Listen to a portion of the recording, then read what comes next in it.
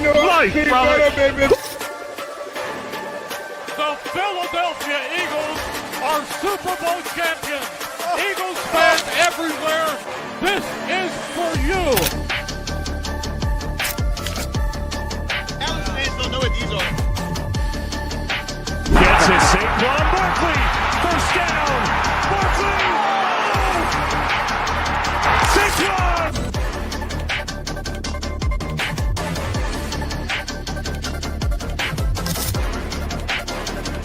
E-A-G-L-E-S-E.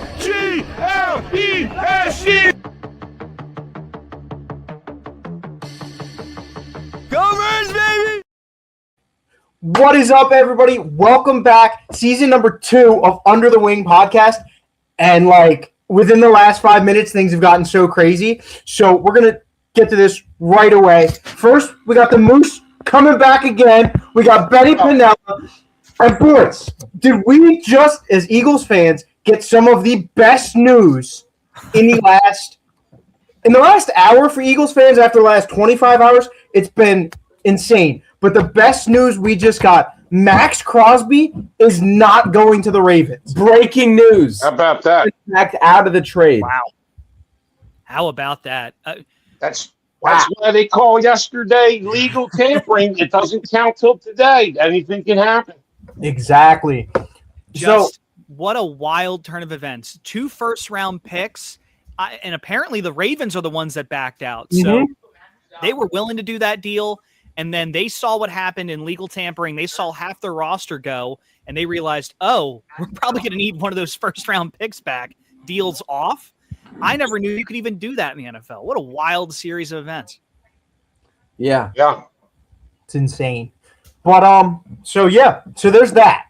Max Crosby not going to the Ravens. That was, as we were getting ready to start our show, we just got that news. So that is 3 insane. minutes ago. Per Benny. Easy. Benny looking at it. Per Benny Schefter himself. It's like the Michael Scott quote from The Office. You miss 100% of the shots you can't take. Wayne Gretzky, Michael Scott. Exactly. The Ravens backed out of the trade. Adam Schefter, Benny. That's how. Gotta wonder why. I guess we'll hear more about that. There's more to that story to come, I guess. I think it's a great discussion point. Like, in my opinion, my instant reaction is the Ravens lost their center, Tyler Linderbaum, one of the best centers, if not the best center in football. You lost Isaiah Likely, a really good backup tight end that you were kind of counting on to be the next heir apparent in your offense because, aside from, Mark Andrews, Derrick Henry, and Zay Flowers, Isaiah Likely arguably was their wide receiver too. Now he's gone. And defensively, they were starting to lose some pieces. You have this new head coach come in. I really do think the Ravens saw what happened yesterday. They were having buyer's remorse on Max Crosby. It's great to have an edge rusher, but when you have an edge rusher with nothing around you and you can't piece anything together because no free agents are coming in, I really do think the Ravens saw what was happening, looked around the lay of the land, and said, we got to get out of this. This is not good. Apparently, KJ said apparently he failed his physical. I don't know. Oh. I know they shut him down at the end of last year, or at least tried to, but I didn't know what the extent of an injury was. How old is he? He's only 28, 29, I think. 28 years old. Well, football years, that's getting up there. Little Griffith, what's up, dude? Eagles keep A.J. Brown. It is starting to look that way. We'll get into that in a little bit as well. But the issue is that aren't we going to have to pay him? When is his contract running? He's got a contract for 2 years. He's got 2 more years on his contract. Okay. Yeah, 2027. But we'll kick it off. 2028. I even made this as if the Ravens got Max Crosby. So that's how quickly we just got off the list. I know it's on the list. Just cross it off right now. So we'll get to the other trades that have happened within the last week or so. I think the first one was Trent McDuffie getting traded to the Rams, and then they gave him a new deal. That's huge. Just because, that plus what the Rams did with Justin Watt, with getting Watts in the corner from Kansas City. I think right now the Rams are the favorite to win the Super Bowl in 2026. Definitely. They look fantastic.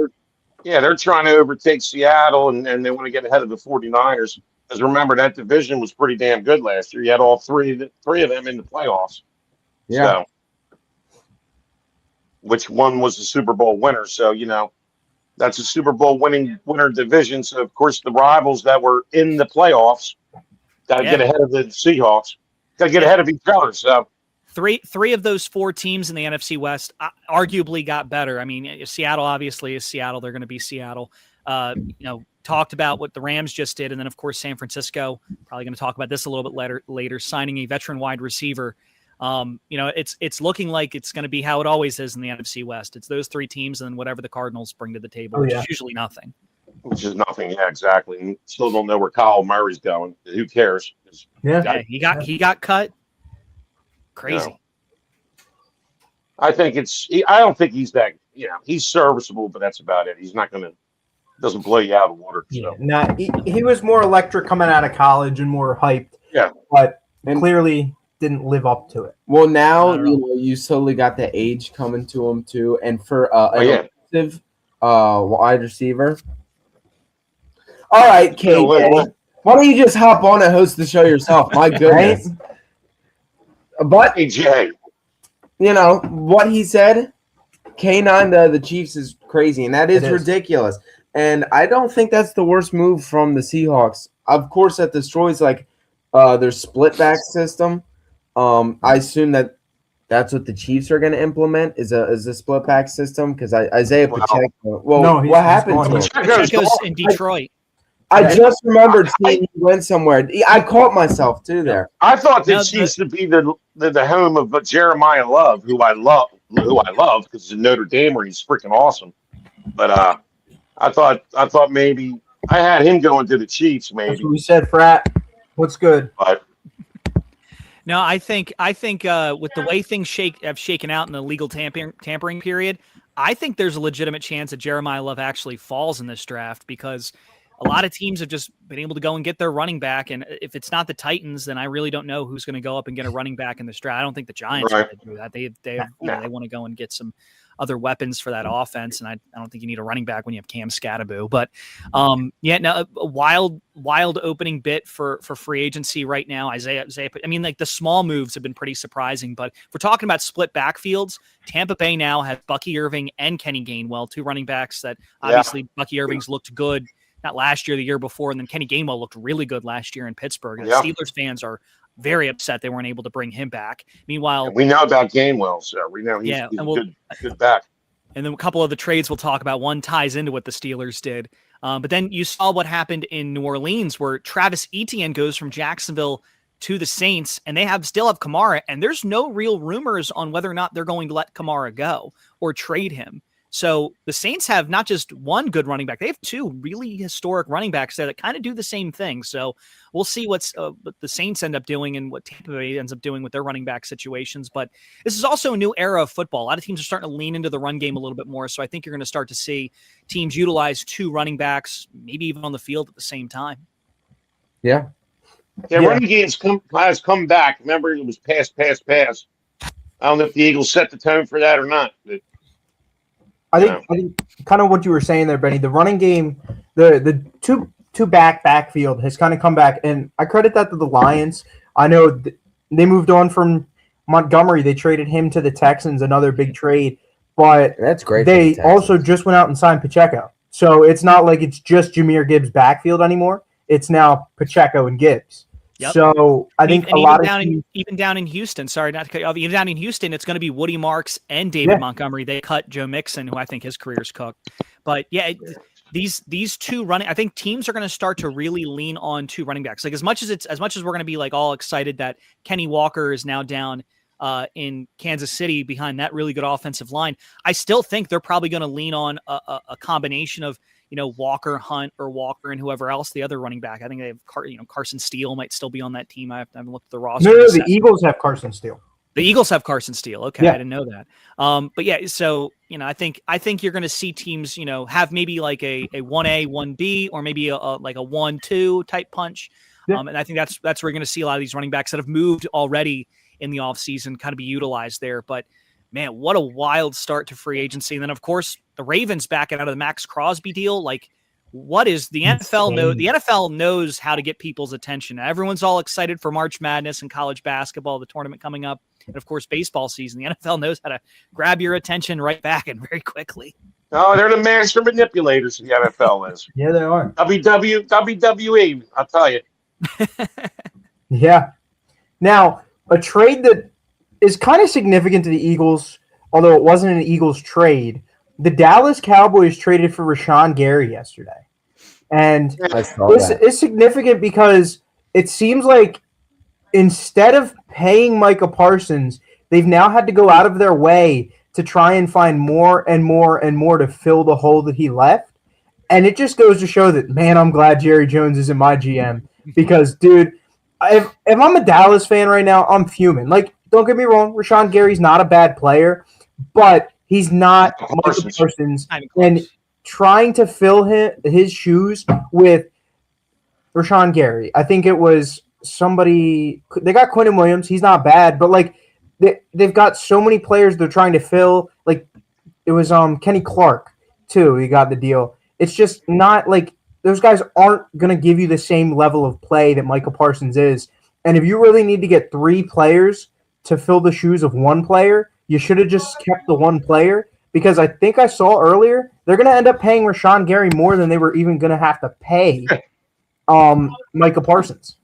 Typical. I think it's going to be right around. I think it's the combination of Quentin Williams and Rashawn Gary. Okay, yeah. They're probably going to get around the same time. No, but you're exactly right. You know, Micah Parsons, you know, hindsight, Jerry Jones can at least, you know, throw his hat on the fact that, like, Micah Parsons did get hurt this last year. We don't know what's going to happen with the torn ACL. So, yeah, sure, whatever. You got a random injury if you want to hold your hat on that. But to me, like, that was the linchpin of the Dallas Cowboys defense. He was the lifeblood. And you saw early on in the season, Dallas, their defense suffered. They were unable to get off the field, and they lost a lot of games because of it and ended up missing the playoffs. And now their pick, they still ended up trading their first round pick either way to get Quentin Williams to fix their defense, just to get them to a point where they're,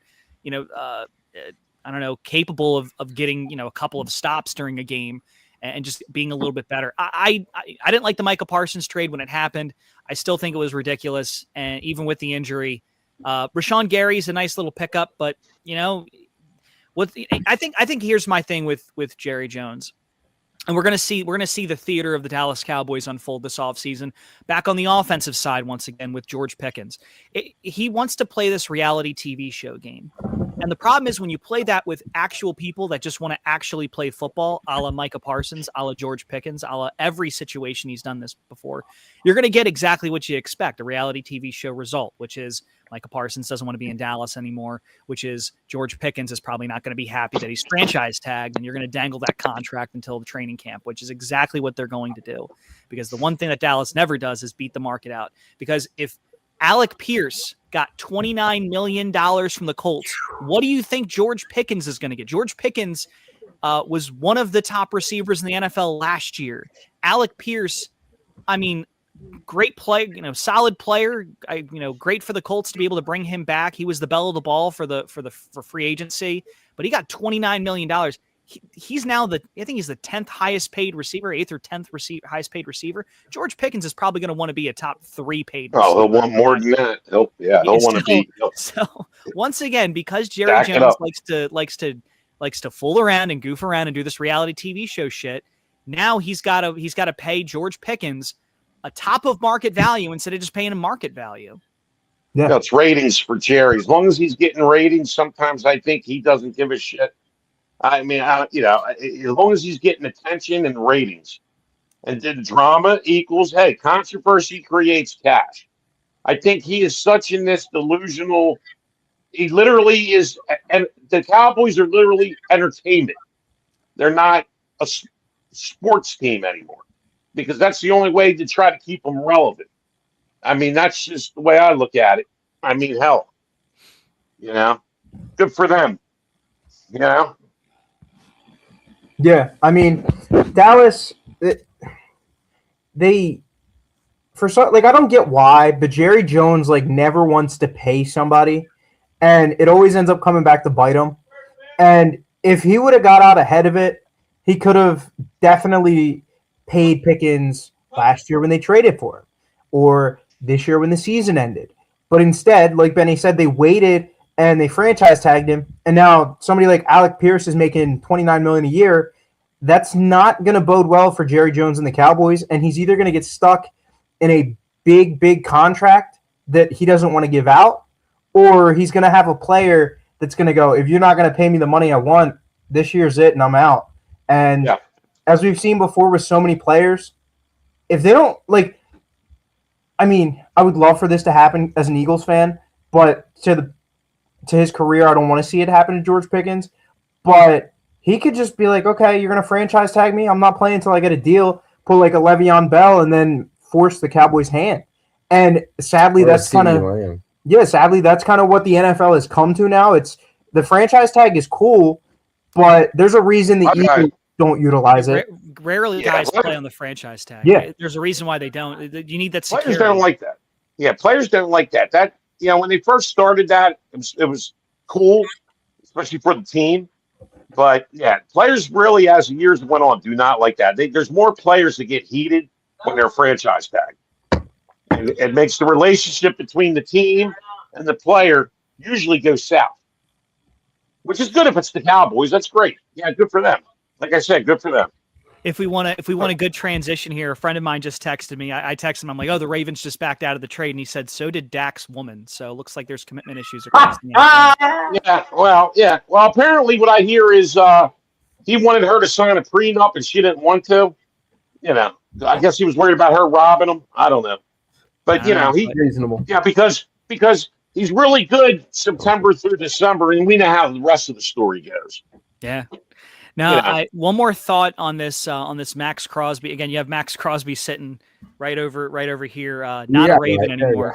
It doesn't look like it. The Raiders announcing that the Ravens backed out of the trade. It's one of those things where that's very definitive. If the Ravens announce we got a rework deal, thought process is if the Ravens didn't like the trade or injury flag, if you really want the player, you would then say, okay, maybe not 2 firsts, maybe a first and a third, or maybe a first and a second, or something like that, or maybe a first and a third this year, and then we give you maybe a fifth next year, or something like that. You find a way around it. AJ Brown and a third.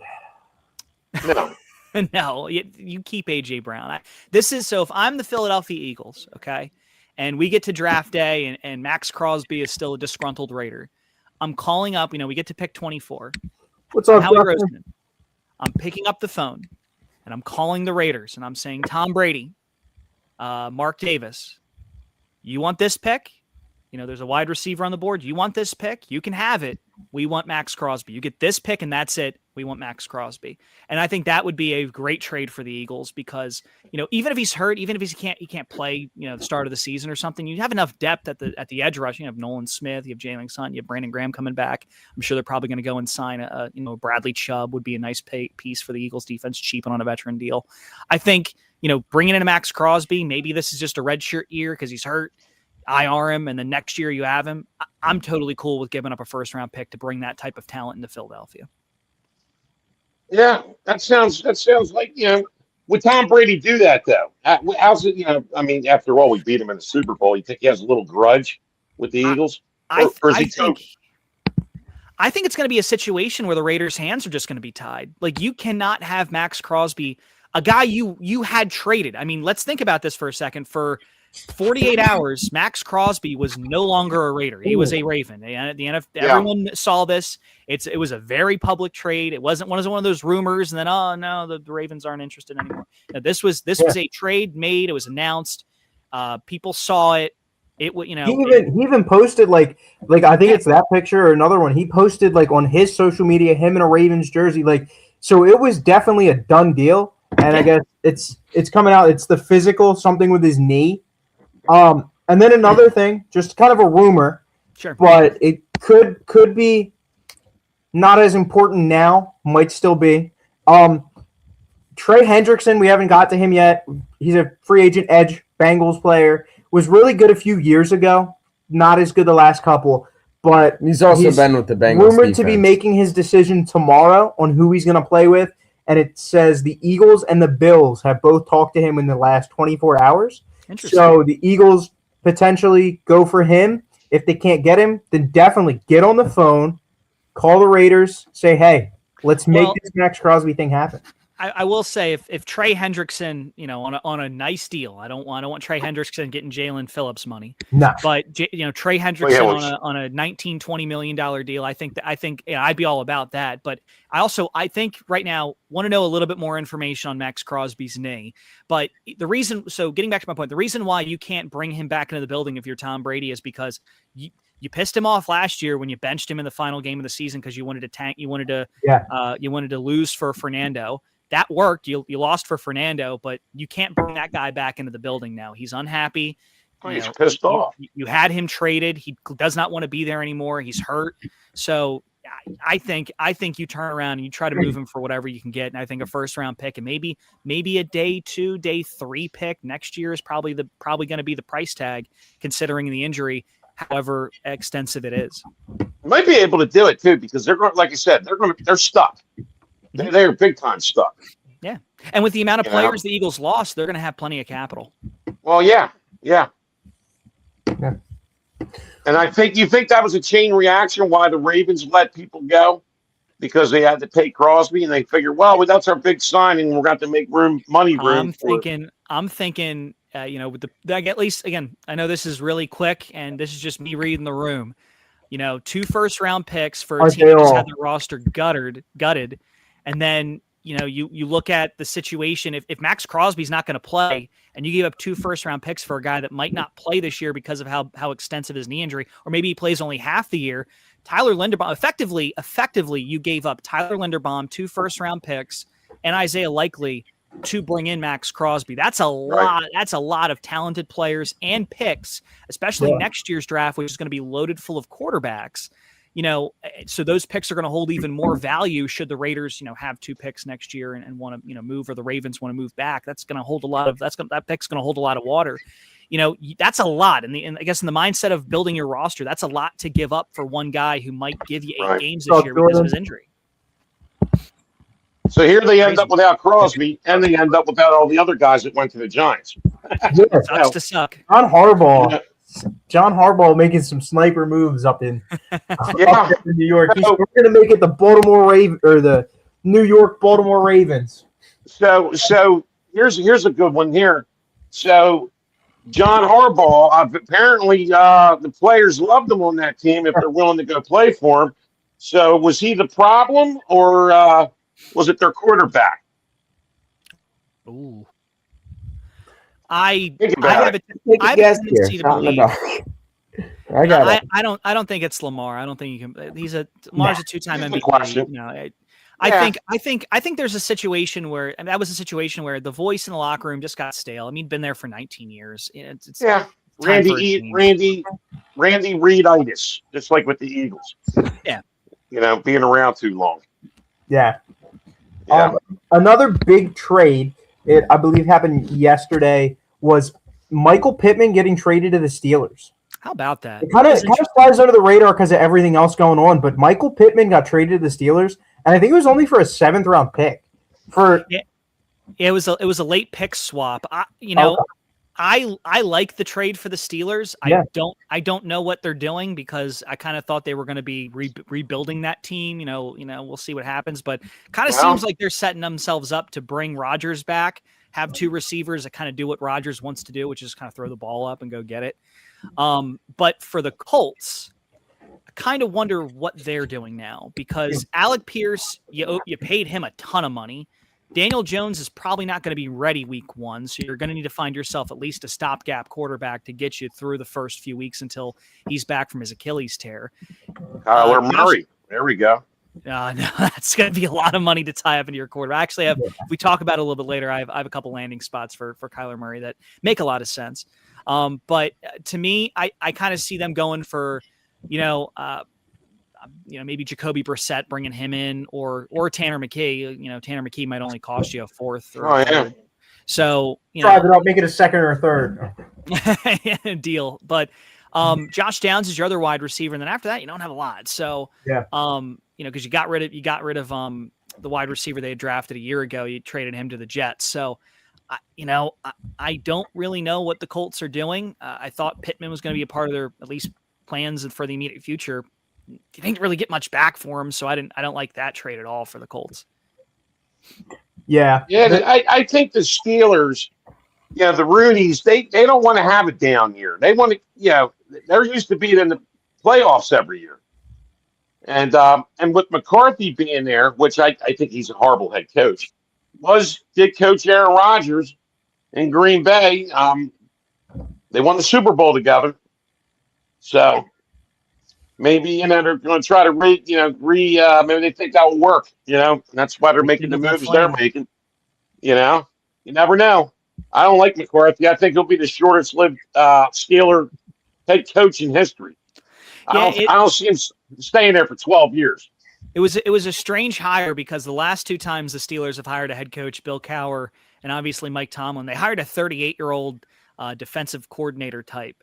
And they kind of went the other way with this, with Mike McCarthy, who's in his 60s. He's kind of an offensive mind, and he's kind of been a bit of a flame out ever since he, kind of got out of Green Bay. He didn't really work in Dallas, and hasn't really garnered a lot of attention around the league. I thought kind of maybe a team like the Cardinals that love to pick up a retread would hire him and just say, hey, whatever you do, you do. But the Steelers, it was kind of interesting, I guess. I think for the Steelers, the reason why maybe internally you make this move is because I think it's time they kind of are starting to realize, I think it's time we just kind of tore this down. So hire him. Let's see what happens. We'll see if we can get a year, of getting the old gang together. You have Rodgers and a couple of good receivers, maybe a decent running game and an old defense, and just see what happens. And then if it doesn't work, Rodgers retires. McCarthy's here for maybe a year or two. You just tank and you rebuild, and then you go find your next guy. It would benefit the Steelers not to make the playoffs because I think the Roonies, if they make the playoffs, they think, okay, Yeah, of all the years, next year, if the quarterback class holds, a lot of kids could go back. Next year, you're going to have Arch Manning, you're going to have Dante Moore, Lenora Sellers. You're going to have a bunch of quarterbacks coming out next year that, if you're a quarterback needy team like the Steelers who need a future beyond Aaron Rodgers, that's the class you want to have a decent pick in. And if they make the playoffs, well, you're not going to have a decent pick in that class. Exactly. Yeah. Moving on though, got some other free agents updates to go over. We'll talk about all the ones not pertaining like the Eagles and stuff, and then we'll get into them in a minute. We obviously touched on Kenny Walker, and then Travis Etienne, Alec Pierce, all that. One of the big ones that I wanted to highlight was Mike Evans going to the 49ers. Yeah. That was massive. It's massive if he stays healthy. And he won't because they have a substation next to their stadium. He's old too. Melt his knees. He's old too. Whatever happens. He is old, but I will say this: I do like the move. It's going to be him and Ricky Pearsall. I think Juwan Jennings is probably going to go someplace else. And then Brandon Ayuk, I don't know if he'll ever play football again. It seems like he's more comfortable being a race car driver. So, to me, San Francisco is really old. You have Trent Williams, who's in his late 30s. You have you have CMC, who's not getting any younger. And then you have Mike Evans, and you're going to have George Kittle coming back from an Achilles tear. I mean, I feel like this is their way of just saying, all right, here we go. We're just going to try it one more time. And if it fails, it falls apart. We'll rebuild around Kyle Shanahan and kind of, design the team in his image. But it hurts. I'll say this. It's going to feel very weird not seeing Mike Evans in a Bucs uniform because I felt like he should have been a receiver that just goes out as a Buck. I thought he should have just ended his career as a Buck. He was always so good, but how much does that have to do with Todd Bowles? It seems like a lot of guys down there don't like him. I don't know if it's Todd Bowles. I think Tampa Bay is in a weird spot because it's very apparent that Baker Mayfield's a good quarterback. He's probably a top 12, maybe fringe top 10 quarterback. But I think it's pretty apparent that he's not the type of quarterback that's going to win a Super Bowl. Now saying that coming off the year when Sam Darnold won a Super Bowl, you're going to say well, that's kind of crazy because, look who just won the Super Bowl. But, we haven't really even seen any signs of a deep playoff run from him. He's gotten one or two playoff wins in his career, but he hasn't gone past that. And then sometimes in the playoffs, he just folds and just looks terrible. So I love Baker as a quarterback. He's great if you're a fantasy football player, which I got my fantasy football title belt over here. Won that again this year. There we go. They'll call you champ. The champ is here. But to me, I think Tampa Bay's entering a period where they're probably going to have to retool a little bit, and I don't know if they're going to be the front runner necessarily in that division. With Carolina coming up, and I think Atlanta did some really good moves, even though they signed a quarterback that I think is a giant mistake. But we'll talk about that. Well, yeah. Speaking of that, I mean that's Mr. Concussion King there. I mean, I don't think I don't know why they would sign him, knowing that he may not play. I mean, the dude's had what, 6 of them. He's had multiple concussions. For me, it's more of the fact that you have 2 left-handed quarterbacks. Okay, fine. You definitely want a backup that can kind of imitate your starter, but both guys are injury prone. Michael Penix Jr. Michael Penix Jr. I think is like 25, 26. He's gonna be 25 or 26. Multiple knee surgeries on both knees. And now you have Tua, who has multiple concussions and a very severely degraded hip because of his injury in college. And that's what you're rolling out as your quarterbacks for next year. Oh my God. And then you're still paying the cap hit for cutting Kirk Cousins. Good luck. Yep. But that division's the NFC South for a reason. The winner's never really any competitive. No. Yeah. We can kind of get into the Eagles portion of this now. We'll start with who we've lost so far in free agency. And the biggest one, first of all, Jalen Phillips. I don't think they were going to re-sign it. Like, as much as everybody was like, oh, yeah, all the reports coming out, like, yeah, they're going to try and work a deal out with him. It's too much money. Yeah, it's clear that they had a set number of like 20 to 25, maybe 26 million probably a year. And then he goes right out, tests the market literally 10 minutes after 12 o'clock after it opened. It was $30 million a year to the Panthers. Not even like for a guy who wanted to play here his whole career. He didn't have any issue leaving. Money talks. He had 120 reasons still. Yeah, I know the Eagles were going to match that. $20 million. But still, like, he left town as quick as he could. So that one kind of stings. But to me, this one is like the least, like the one that stings the least. Because it's like, you know what? He came here. He wasn't great. Like, he was good. He had a couple sacks. But he didn't change it as much as we thought he would. He didn't wreck the game as much as we thought he would. Now, the Lions and the Packers game, absolutely. But other than that, not much to show for it.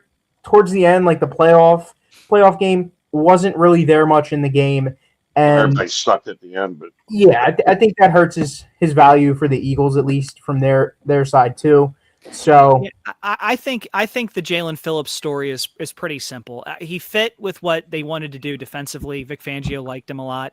I think the Eagles had a number in their head, like you said, Joey. I think that number was probably around 20, maybe a little less than that.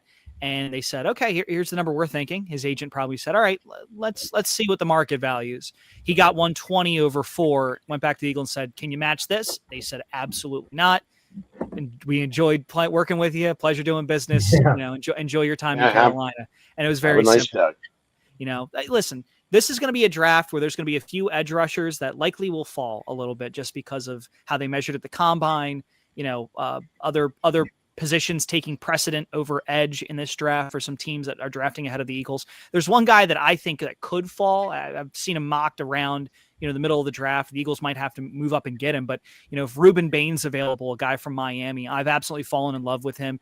He's undersized as an edge rusher, but I don't know, man. I watched him play against NFL caliber offensive linemen in the college football playoff and absolutely smoke them, and then go to the championship game. And for the first half, until things got a little carried away in the second half, he was getting pressure on Fernando Mendoza on an offensive line that's older, bigger, and a couple of those guys are probably going to get their names called in about a month or so. So Ruben Bain's a guy that I think's available. If he's there, Eagles can go and get him. There's also going to be plenty of veterans in this free agency crop that haven't gotten contracts yet. They're still available. And one of them, as I said, Bradley Chubb, has worked with Vic Fangio in the past. And I think he can come in and be a pretty good, solid starter. But, you have Nolan Smith, you have Jalen Hunt for a reason, and Brandon Graham's going to give it another go for another year. I think, maybe picking up one or two more smaller veterans. Max Crosby.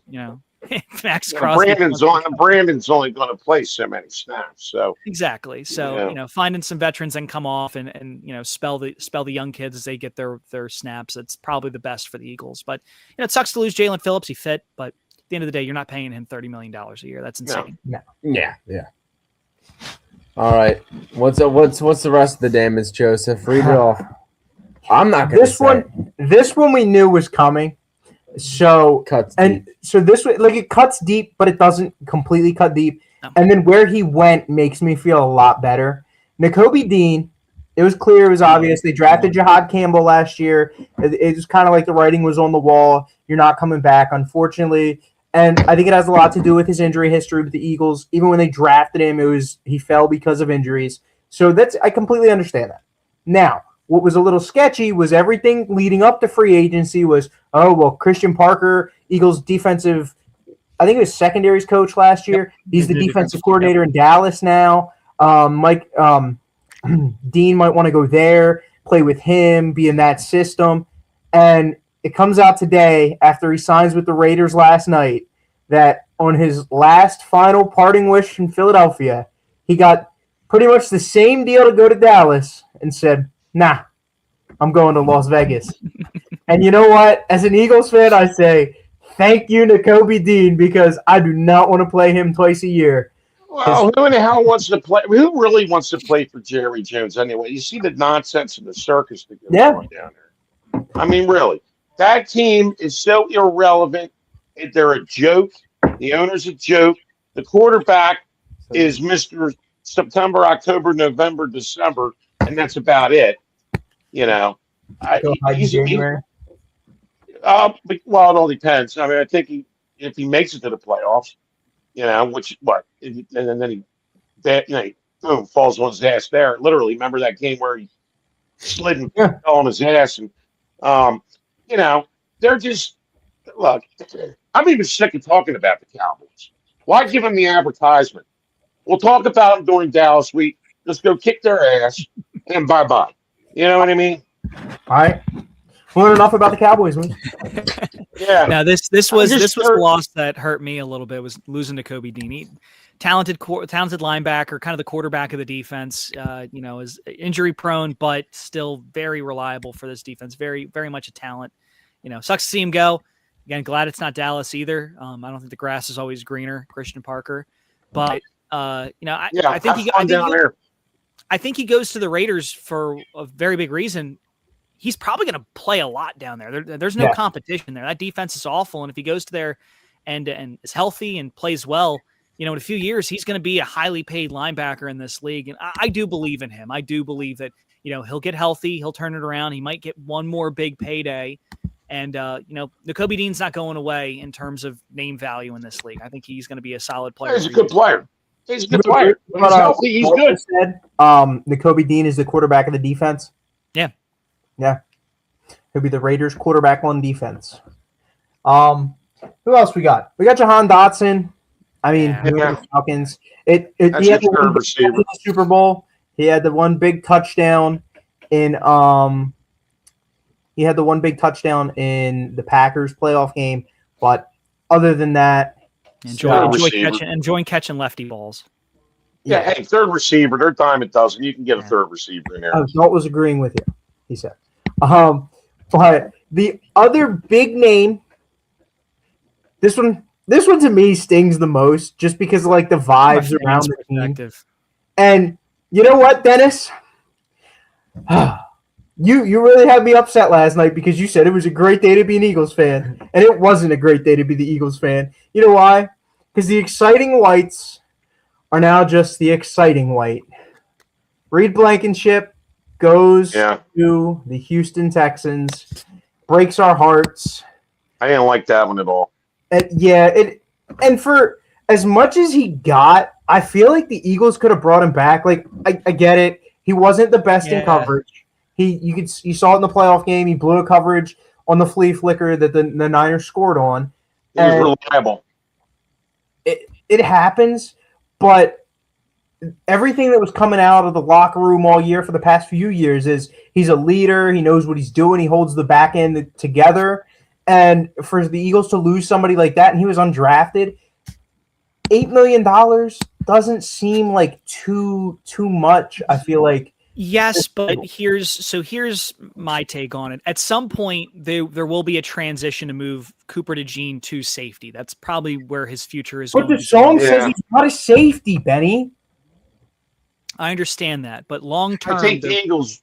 I agree with Benny. Yeah, I agree with you, bud. Yeah, long term, that's probably where he's going to be. Not next year, not the following year, but and so down the road. If that's the plan, and you give Reed Blankenship a 4-year contract, that means for at least 4 years, and plus you have Makuba on the team for another 4 years as well. So that means that you're probably not going to move DeJean to safety for probably 3 to 4 years at that point. I think the plan is to probably do that in the next 2 to 3 to be sooner than later, sooner rather than later. They go out, they made the move they made today. Okay, it covers you for 1 year. I do think they'll probably address defensive back again in the draft to keep adding to that. But the other thought process is this. They have plenty of safety depth on the roster as it is. You need to bring him back. You have Makuba coming back from an injury. You still have Marcus Epps. People aren't going to like you. Still have Sidney Brown. But the other component is you have DeJean who can play some safety, and you also have Michael Carter III who restructured his contract to stay with the Eagles, free up some cap. Right. He also has played safety in his career as well. He's kind of a slot safety, kind of mirrors what Cooper DeJean does. So, it sucks to see him go. Yeah. For me, the problem wasn't the money, it was the years. You can't lock him up for 4 years if you have a plan in place, which is very apparent what the Eagles do. Oh, that is their plan, because I've been hearing last year I heard it. I think ultimately they want Cooper at safety.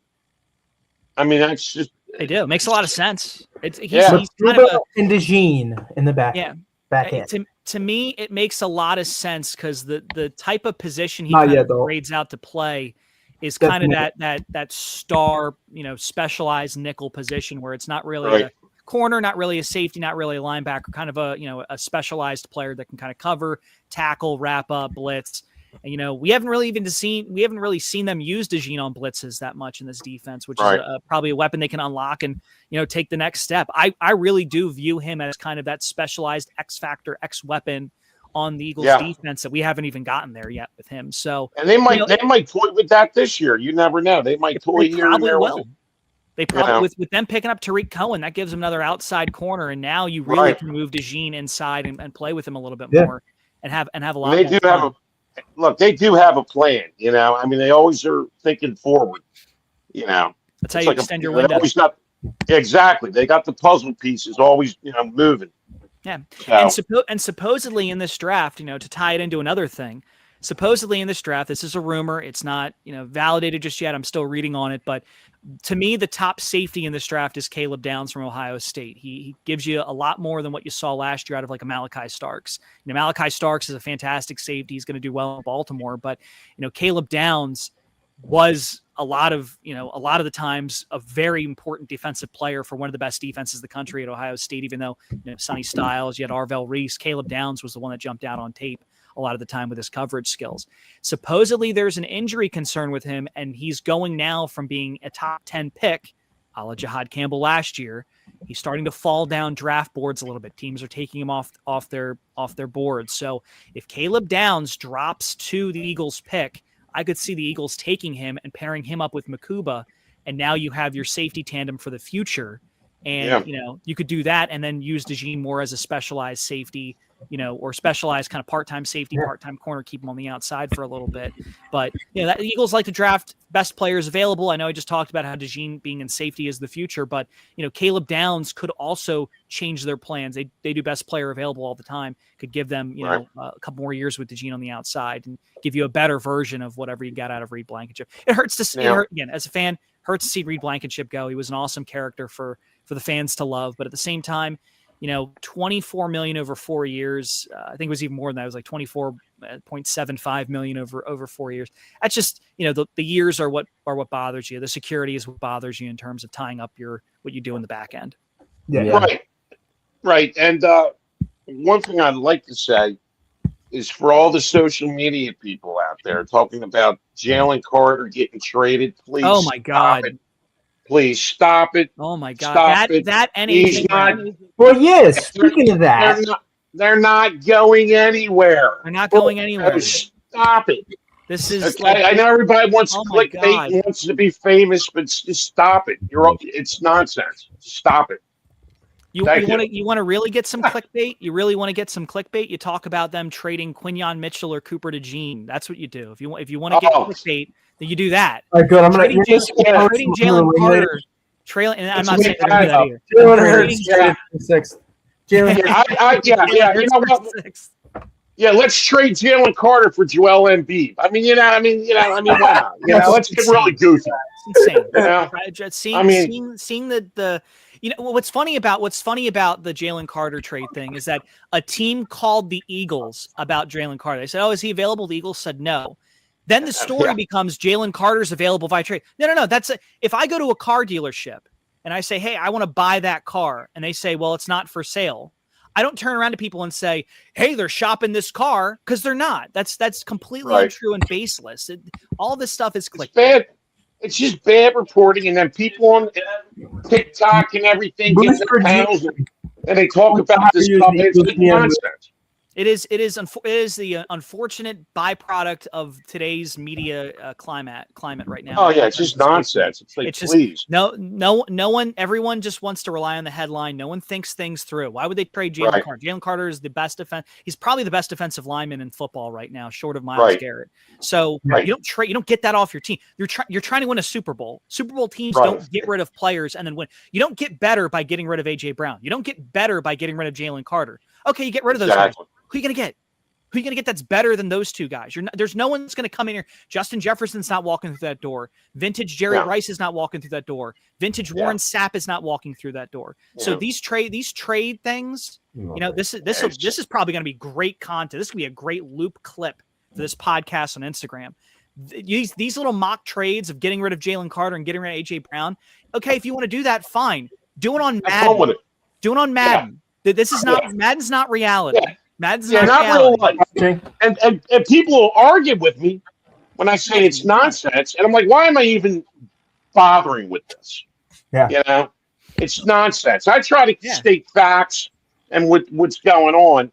I don't, making up stuff just doesn't cut it. You know what I mean? On Twitter, I'm gonna rank because I've been saving them. Every time I see a mock trade for AJ Brown, I save it because I'm going to do a power ranking of my favorite worst trade deals. For like, there was one. It was like, oh, the Packers would trade AJ Brown for a second round pick and Dontavian Wicks. Why the hell would the Eagles do that? Good catch, Ben. And then another one was like, oh, a second round pick, a fifth, and Rashad Bateman to the Raven. Why would we want Rashad Bateman? Bateman sucks. Why would and a second, a fifth? Okay, great. That's wonderful. Yeah, it's total not. It's just not. It's not. It's sad. I'm going to use the word sad. It's just sad. Yeah. So have fun, people that do this stuff.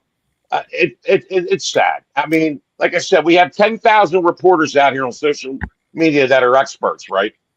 Go play your Madden. Go have fun doing that. Okay. Yeah. Let the big boys tell you how it is for real.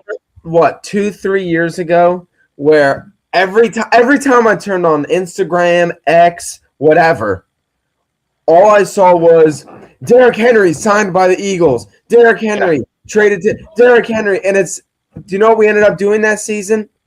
We got Saquon Barkley instead. How we let people pull it out. Here's the issue. I hear Eagles fans and fans of all types kind of trashing Howie Roseman. And to the Birds fans, how much does he have to prove himself before you actually trust him?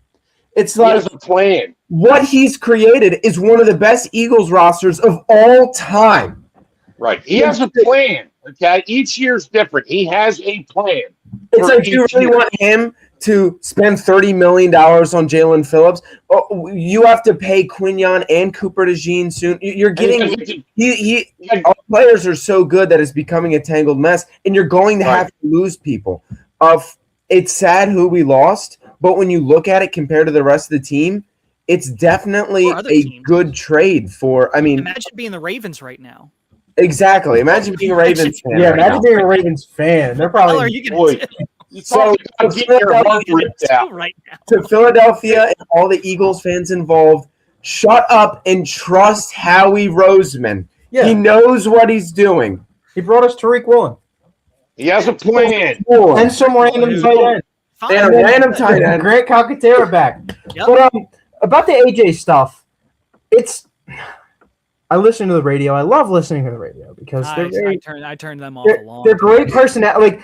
they're great personalities. WIP was doing like their caller of the year thing. That was awesome. But man, am I getting tired of every day? It's the same. Like they start off the same way. Oh, AJ Brown's gonna get traded. AJ Brown. Well, you know They're what? becoming entertainment. They're becoming entertainment, not factual anymore. I had to. Yeah, it's The thing is, the Patriots allegedly were the number one team trying to get AJ Brown.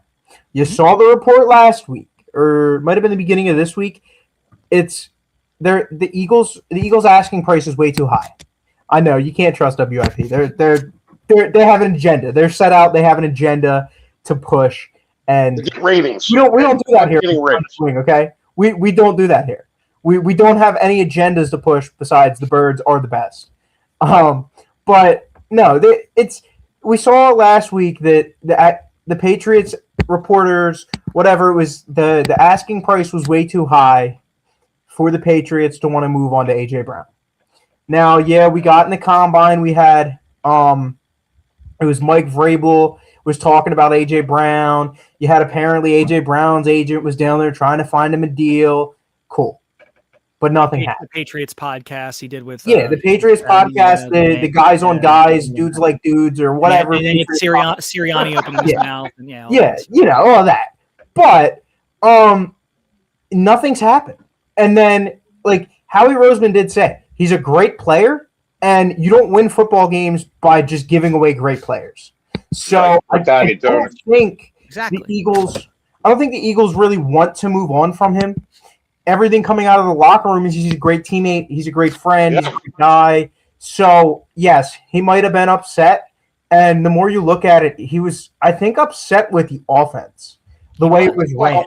I guess he wasn't getting the football and stuff like that. But I think it was more so like the scheme. And if you remember what Devontae Smith said at the end of the year, it's been the same scheme for all 5 years I've been here. So I think that might be a little bit of AJ's frustration. I get it. He wants the ball. Every player wants the ball. And Saquon Barkley's getting a lot more attention than he is when he got here. So, yeah, I get it. I understand you're getting some big boy feelings. You don't know how to handle them. It's okay. But the Eagles aren't just going to move on from him just to move on. Yeah. And Dalton mentioned it in the comments. The Patriots signed Romeo Doubs. Dobbs. The Patriots probably aren't in the market anymore for a receiver. You saw DJ Moore went to the Bills. So really, who realistically, if he was even going to be traded, is going to actually want AJ Brown? Absolutely nobody. Or exactly. More. My point here is just the receiver market right now. It's a little crazy. DJ Moore got moved for a second-round pick. Alec Pierce just got $30 million. The market's kind of all over the place, and of all the available receivers to go and get, Romeo Doubs was probably the best the Patriots could get right now because, who else is out there? There's not a lot of receivers demanding trades right now. If you're not going to get Romeo Doubs, the next best receivers on the market, it's Stephon Diggs, who's probably destined for the California Penile League. And then you have Tyreek Hill, who, that we just watched that guy's knee snap in half. And I think he's done. He's also I'm got off the surprised field. he hasn't retired yet, to be honest. It's tough to retire when you have 10 kids by like 9 different women or something like that. Right. He's got on that road. He can get a job, but he can go work. I don't know where he can go work because it wouldn't take him as a sportscaster. If you look at this like an economist, that price. Honestly, the price for AJ Brown, the Eagles supposedly said it was a first and a second. It's probably up to 2 firsts. It's probably a Max Crosby package because who else is out there that's any good that you're going to be able to realistically go and get? Now, with that aside, the major point for me is the Patriots podcast. Everyone's making a big deal about the wink. he even said on the podcast he's really excited to see the future of this offense. Howie Roseman said he's not trading him. Aside from Nick Sirianni opening his mouth, both parties seem to be very happy. A.J. Brown calls Philadelphia home. What is the goal of this team right now? Is it to win 10 games a year and make the playoffs and get bounced like the Steelers do? Or is it to win championships? Win Eagles, championship. us, this fan base, everyone, this fan base, we need to put ourselves in the mindset of what happened before 2017, before we won that Super Bowl over the Patriots. We hadn't won anything. So we win 2 Super Bowls now in 9 years, and all of a sudden we want to trade this and that and the other thing, or two Super Bowls in 7 years, and we want to trade this person and that person. Realistically, this is our Super Bowl window. It is not closed. It's not going to close anytime soon because this team keeps developing and accruing young talent. So you keep the window open. You keep an A.J. Brown. You keep a Jalen Carter. You keep as many players, as many good, talented players as you can keep under the cap, and you keep contending for championships. That's the way this is going to be. And anyone that thinks otherwise is playing Madden. And you keep making the moves that Howie does. Like I said, he sets it up so it can continuously be there and be in the hunt. You can't keep everybody. You got to rotate. You got to move. You got to have a plan. He's the best in the league to do that. So it might not always be sexy. It might look bad, but for God's sakes, people, trust him. Because, look at his record. Super Bowl 2 times in 3 years. 3. Yeah. Could have won one. Could have won both of them. I'm sorry. Yeah. Should have won both. Won all 3. Could have won both of them. Yeah, so Mahomes and his besties weren't, yeah, but it's okay. And the bottom line is everybody relax, take a chill pill. Listen, it's March.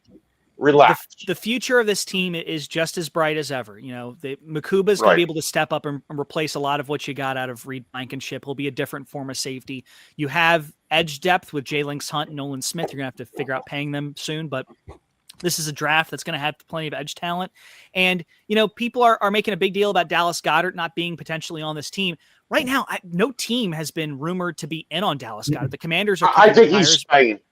There's probably a good chance he stays, but even if he doesn't, there is a tight end in this draft that I absolutely love in Kenyon Sadiq out of Oregon. Yeah. I think him on this team would just be outstanding. He almost be like picking up a slot receiver that can play tight end. I don't necessarily know about the pass pro, but he is an excellent run blocker. So can he block? He can block, all right. He can block. He can give you some good run blocking reps. Big dude too. He's really strong, really firm. But to me, the Eagles are in a prime spot to keep this going. I love what they did at the coordinator position, Sean Mannion. And if you like what you saw with the Green Bay Packers and how they kind of spread the ball all over the place, you're going to get a little bit of that. And then Grizzard from the Buccaneers. Go back and look at Mike Evans' route tree. Go back and look at Emeka Egbuka's route tree. The reason why that team stumbled in the second half is because of injuries. It's not because their offensive coordinator was not good. So take that route tree, spreading the ball around. I think you're going to see a better version of Jalen Hurts next year. And I think this team's going to be right back to where they were.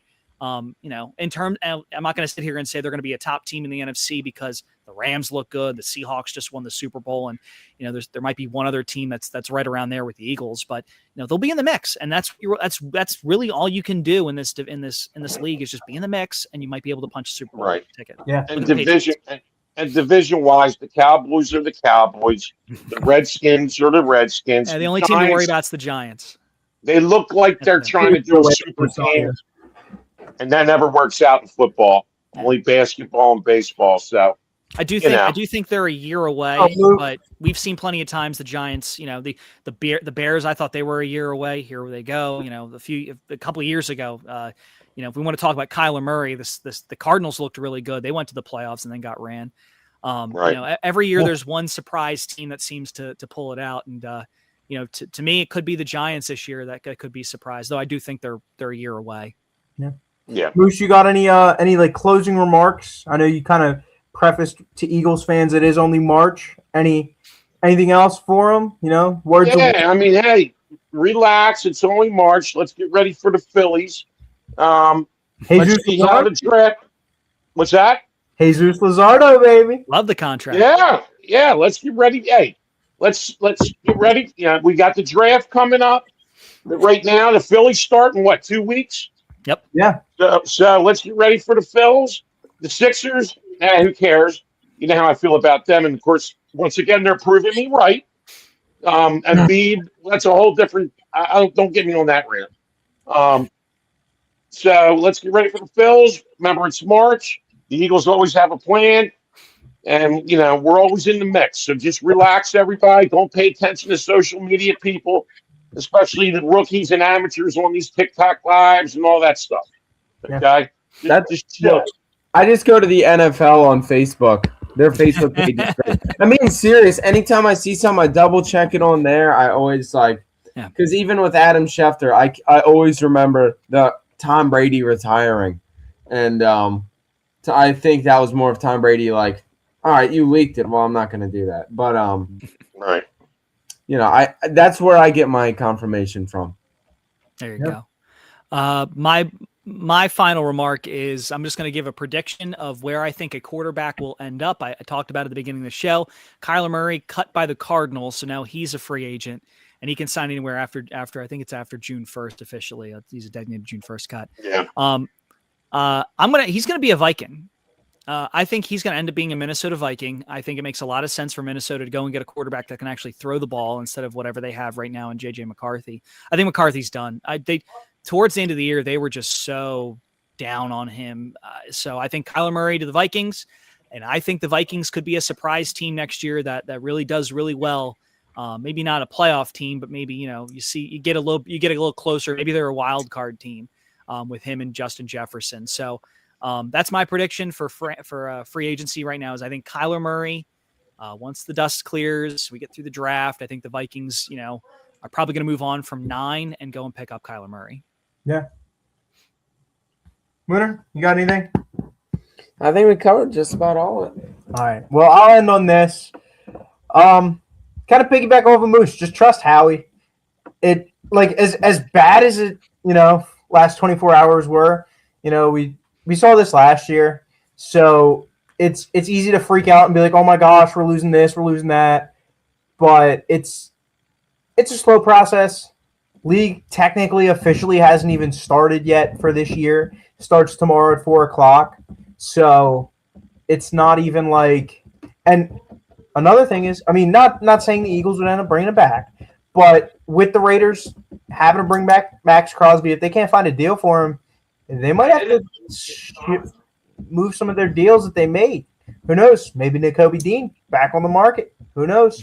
But, I doubt that. Unfortunately, I doubt it. But I do doubt it. But in all seriousness, just trust in Howie Roseman. We see him. He's a cap wizard. We don't call it Howie season for nothing. He knows what he's doing. He's one of the best in the league. He's proved it. And we covered. Don't trust all the rumors you hear because, it's just going to discourage you.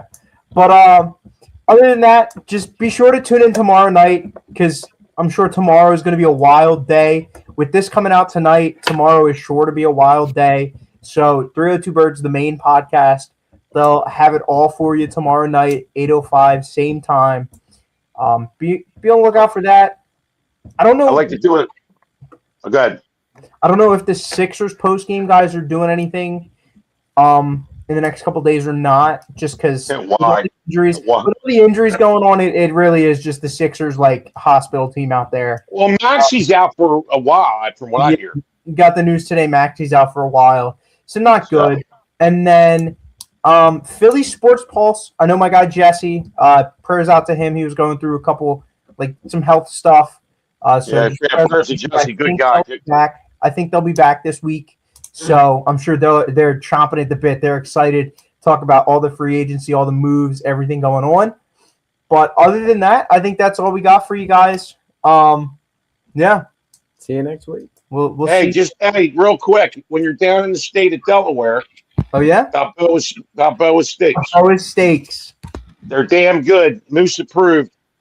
Okay? Yeah, they are. Now, and also another cheap plug.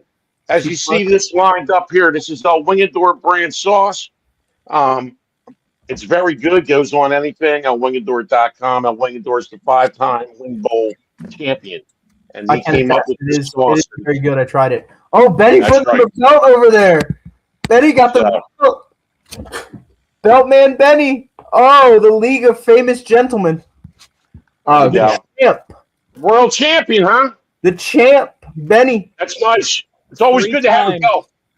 Three-time champion. Wow. 3 times. You got 3 belts? Now, I got this one. I got 3 rings. That belt's better.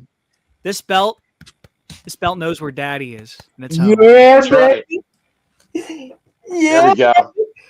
Something about having a championship belt. I don't know what it is. It just gets me all warm and fuzzy if I had one. The WWE best advice I can ever give any fantasy league is if you've been around for a little bit, get yourself a championship belt. This cost us about $200. Everyone pitched in for it. It makes you wear this around everyone in your fantasy league, and all of a sudden that conversation shifts, and people are just like, "Okay, that guy." It's better than a ring, Yeah, that guy Benny, I don't like him. He beats me at fantasy every year. That guy. That's what conversations be like. Haters going to hate, right? All right, but Hardy King. Yeah, with that, guys, we're gonna shut it down. We will be back. Thanks for watching. Next week or the draft at some point. We will kind of keep updating on social media. But thank you all. And have a good night. Have a good night. Stay prayed up. Life, brother. The Philadelphia Eagles are Super Bowl champions. Eagles fans everywhere, this is for you.